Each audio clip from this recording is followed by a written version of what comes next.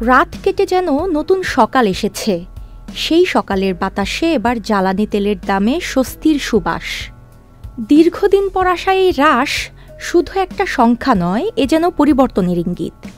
সরকারের নতুন ঘোষণা অনুযায়ী ডিজেল ও কেরোসিনের দাম এখন ১০৪ টাকা, পেট্রোল ১২১ আর অকটেন ১২৫ টাকা লিটার প্রতি।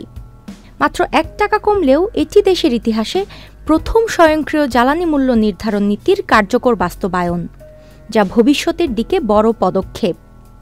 বান্ডেল থাকলে প্রতি সেনমানিতে টাকা বাঁচবে। বিকাশ সেনমানি বান্ডেল কিনে জিতুন প্রতি লেনদেনে।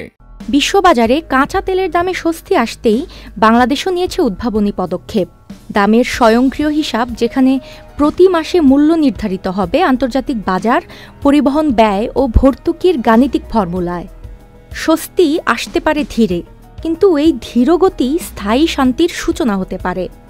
জ্বালানি দামে নতুন ভোরের আলোয় বাংলাদেশ দেখছে সম্ভাবনার ছায়া, যা ভবিষ্যতের দিকে তৈরি করছে এক আশার রাস্তা। UK Asha, channel I.